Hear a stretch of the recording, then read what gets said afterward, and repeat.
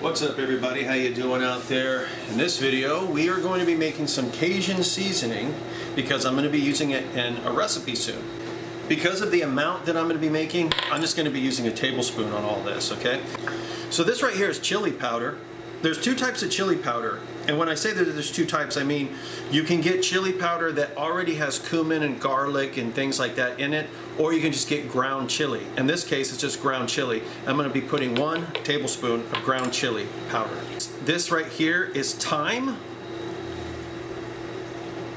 I'm going to put a tablespoon of thyme. This is granulated onion. I'm going to put about maybe a half of a tablespoon granulated onion. I'm going to put about a half of salt. More garlic powder goes in this than onion powder. And I'm going to be putting about that much garlic powder, which is about 5/8 maybe roughly of a tablespoon. This right here is dried oregano, and we want to put the same amount of oregano in here as we had put thyme. This is ground black pepper. You can use fresh if you want to, but this is going to be sitting for a while, so there's no reason to really do that. And I'm going to put maybe close to a half, under. It's probably going to be closer to like 3/8. Okay, you don't want to put too much pepper. And this is paprika, and I'm going to have to get a little bit more out. But I'm going to end up putting a little bit more paprika in here, something like that. This is parsley flakes. I'll put a little bit of parsley in here. Don't need a whole lot, maybe a half, something along those lines. This is ground cumin. Sometimes I'll call it Cumin. And we don't want to put too much because this has a very strong flavor.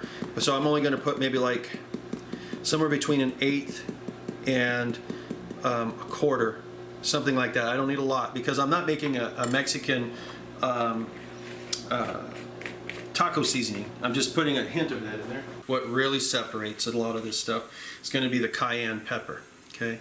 Now a little bit goes a long way, and in this particular case, I want to put about half. Now, you can always put more if you like this stuff to be a little spicy, right? If you're going to go Cajun, if you're going to be going creole, all that stuff, yeah, got to have that cayenne pepper. You can use a little bit of smoked paprika, which also has a little bit of that smoke flavor. I don't want too smoky, so I'm only going to put about 1/4. And now, the final, I'm going to put a little bit of crushed red chili flake. And that's going to be enough, quite honestly, which is maybe like 1/8 of a tablespoon. It's not a lot. Now, you can go ahead and give that a shot and see if that's going to work for you. But typically, in Cajun seasoning, there's more garlic. Okay, so in this particular case, I'm going to boost it up a little bit more.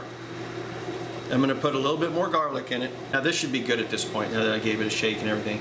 This is ready to roll. Now, when it comes to anytime that you're making your own type of seasoning like this, where it's like a Cajun seasoning or it's a Mexican seasoning or whatever, Italian, anytime that you're making your own, you need to kind of take some of this stuff, sprinkle it on something, cook it up, taste it. Does it seem right? Is there too much of this, not enough of that, blah, blah, blah. And then afterwards, keep track on exactly how much you added, so in the future you can go ahead and make the same thing. There's one key principle that's very important, okay? And that's this. If you go by measurements alone, each time that you make this, it's going to taste different. And the reason why is because spices and herbs, as they get older, the flavor changes. Okay? The aromatics change, the flavor changes. So depending on how old your spices are and your herbs, it's going to change the flavor. And so depending on what brand you use, how new they are, all this other good stuff, how humid it is outside during the time that you're making it, all sorts of little things can change the flavor of this. Okay? But this right here is going to hold up, and I'm going to be using it in a recipe tonight. This is going to be used on a Popeye's chicken sandwich copycat recipe. So if you want to know how to make the Popeye's chicken sandwich that people are acting completely idiotic about, where they're stabbing each other and shooting each other and body slamming people outside of the Popeye's chicken, stay tuned, because I'm going to be making one tonight. It's going to be my version of it. It's going to be a copycat recipe, and this is going to be one of the things I'm going to be adding to it.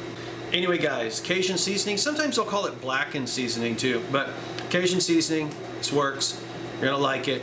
Till next time, talk to you later.